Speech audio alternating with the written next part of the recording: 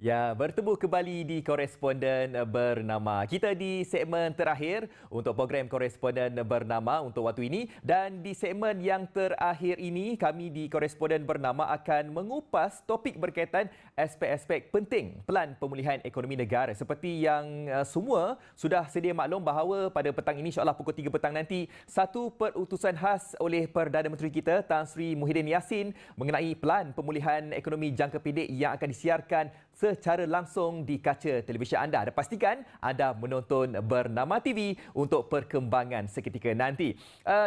Untuk mengupas tentang isu ini, sekarang ini kita bersama dengan Dr. Kesh Minder Singh Jit Singh, Pensyarah Kanan Fakulti Pengurusan dan Perniagaan Universiti Teknologi Mara di talian Skype sekarang ini untuk perincian topik aspek-aspek penting pelan pemulihan ekonomi negara. Hai Doktor, apa khabar hari ini? Sihat? Hello Fazli, sihat. Hello. Fazli sihat.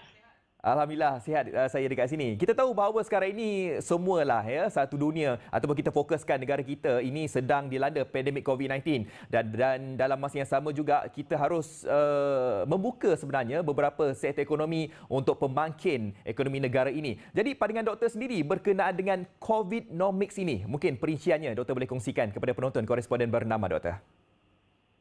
Okey Fazli, saya rasa you dah guna term yang sangat bagus COVID-nomics ni.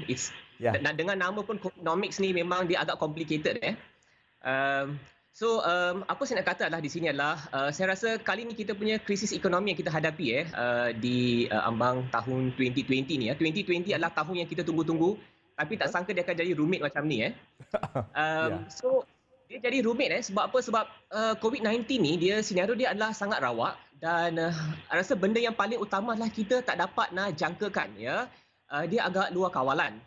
Dan disebabkan isu tersebut pakar-pakar ekonomi dia menghadapi masalah untuk membuat sebarang ramalan atau jangkaan.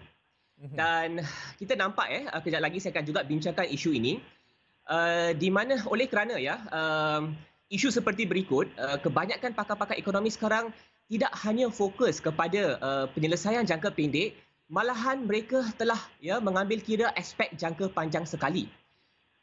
Di mana kita akan lihat jika mereka ada plan atau polisi ekonomi, mereka perlu mencari jalan penyelesaian bukan hanya jangka pendek, tapi penyelesaian jangka pendek ini mampu nak kata dapat memperkasakan lagi ekonomi untuk jangka masa yang panjang.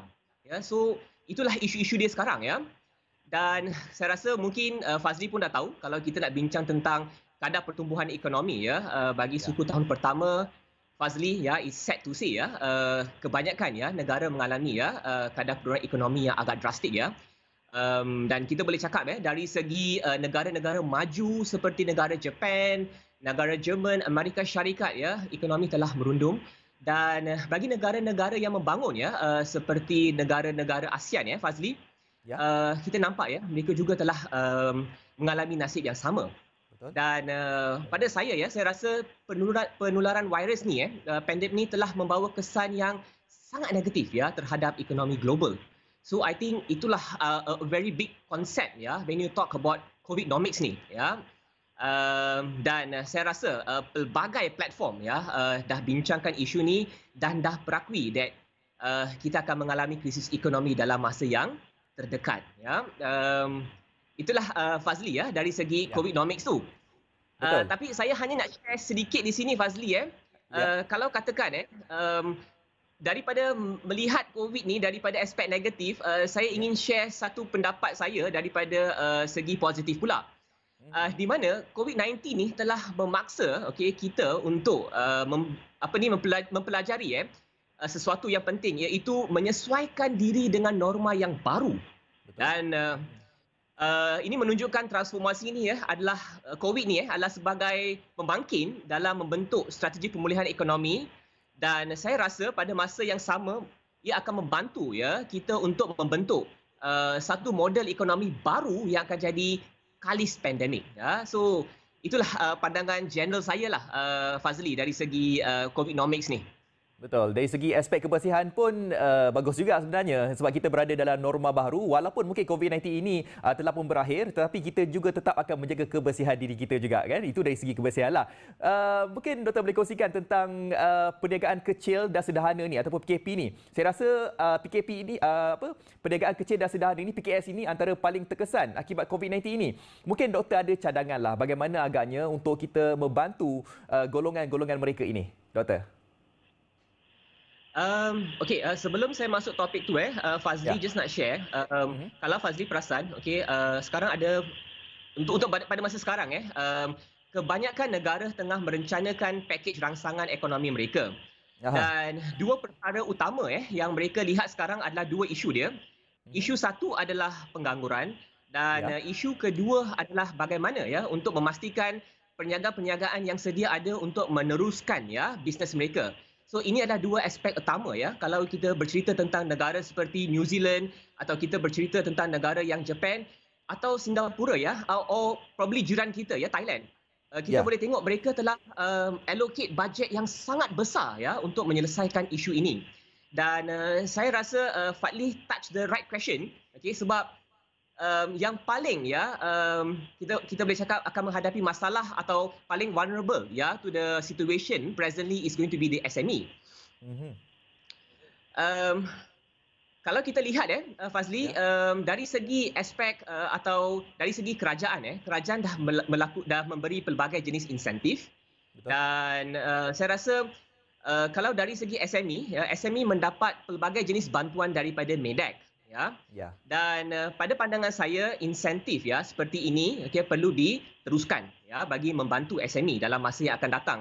Dan saya juga jangkakan pakej rangsangan yang akan diumumkan nanti oleh Perdana Menteri akan juga menyentuh aspek ini. Saya hanya ingin highlight satu benda di sini adalah satu adalah pembiayaan untuk SME perlu diperhalusi sebab saya rasa pelan pemulihan ekonomi yang bakal dibentangkan kelak tu kena fokus perkara ini.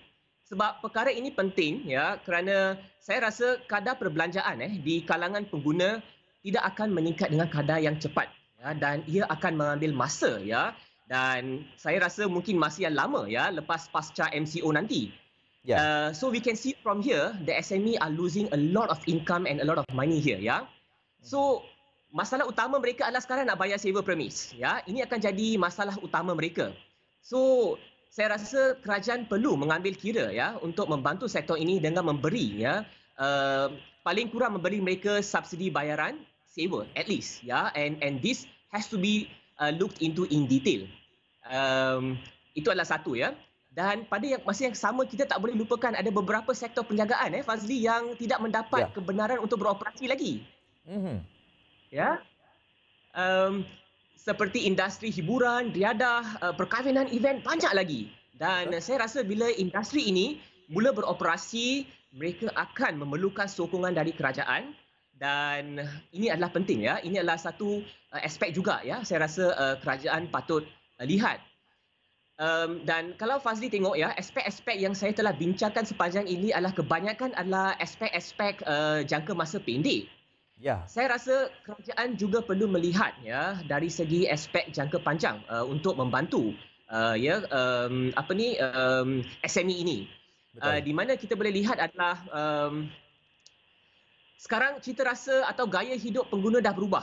Fazli, kita punya cita rasa pun bukan macam dulu lagi kan. Kita pun sekarang cita rasa kita nak barang-barang berlainan, aktiviti hiburan pun dah berlainan, asyik nak Netflix kan.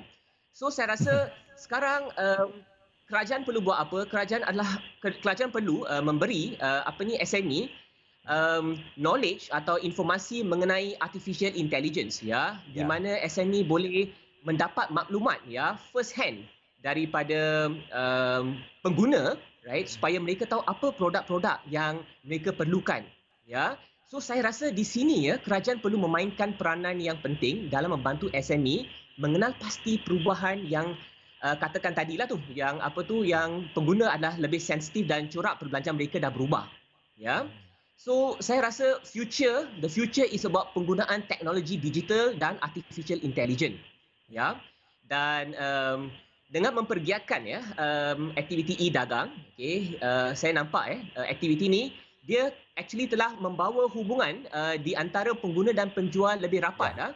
Kalau kita buat pembelian di Shopee, kita boleh sekarang terus berhubung dengan penjual dan penjual dah boleh tahu sentimen kita. Dan saya rasa sentimen-sentimen inilah yang penjual kena membaca dan dia kena faham apakah itu kehendak pengguna. Okey, dan dia perlu menggalakkan pembentukan produk baru. Because I personally believe we have to move into a new direction.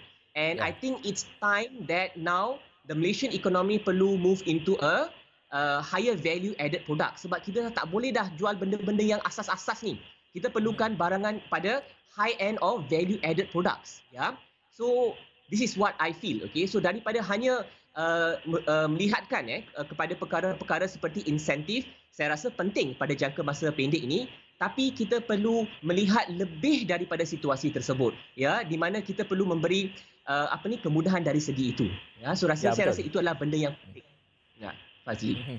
Ya, kita tahu bahawa kalau nak bercerita berkenaan dengan bantuan yang telah pun diberikan daripada pihak kerajaan kepada SME ini, sebagai contoh saya boleh bagi tahulah Geran Khas Prihatin sebanyak RM3,000 telah pun diberikan kepada mereka yang tergolong dalam SME ini. Itu satu langkah yang positif juga untuk memangkin kembali ekonomi mereka tergolong dalam golongan SME ini. Jadi doktor, sekarang ini kita tahu bahawa pandemik COVID-19 ini pengangguran berlaku menyeluruh, bukan saja di tempat lain, malahan di kat Malaysia ni, sebab saya lihat dalam suku pertama tahun ini sehingga bulan Mac 600,000, lebih kurang 600,000 lah mereka yang terjejas ataupun mereka yang menganggur. Bagaimana doktor melihat masalah ini boleh kita atasi, doktor? Itu Fazli, saya telah mention tadi kita perlu move to high value added industry. Probably kalau kita lihat mungkin ia merupakan satu polisi jangka masa panjang, tapi saya rasa kita perlu move in that direction sebab sekarang kita tak boleh jangkakan COVID-19 ni berapa lama. And kita dah tahu, and ada daripada WHO mengatakan COVID-19 is here to stay for a long time. So kita kena prepare benda-benda ni. So saya rasa probably diversification of economy can be one way to help, di mana kerajaan perlu lihat sektor-sektor yang baru yang berkaitan dengan ekonomi digital atau yang berkaitan dengan ekonomi AI. Dan bila Fazli bercakap tentang kadar pengangguran, kita ada laporan, recent laporan daripada Ipsos. Ipsos adalah badan yang menjalankan research, dan badan ini mendapati perkara yang paling merunsingkan rakyat Malaysia sekarang adalah pengangguran. So kita boleh lihat perkara ini adalah serius. Dan kalau kita lihat laporan daripada Jabatan Perangkaan, mereka telah memaklumkan kepada kita terdapat ketidakseimbangan dalam pasaran buruh. So kalau penyelesaian jangka pendek, saya rasa dari segi program subsidi upah untuk mengelakkan pengangguran perlu diteruskan, but to me I feel it's not sustainable sampai bila. Tapi saya tidak menolak, saya rasa inisiatif ni perlu untuk teruskan, dan saya rasa tier upah subsidi perlu ditingkatkan dengan mengambil kira mereka dengan gaji yang probably 4,000 dan ke atas, dan kita perlu lihat perkara ini juga sebab kita jangkakan pengangguran ini akan meningkat dengan kadar yang mendatak pada masa yang akan datang. Baik, itu saja doktor sempat diberikan masa kepada doktor. Kita tahu bahawa banyak lagi kupasan yang doktor boleh kupas berkenaan dengan isu ini, tapi kita kesetukan masa, insyaAllah kita akan menghubungi doktor nanti, satu hari nanti, insyaAllah. Terima kasih doktor. Okey, thank you Fazli.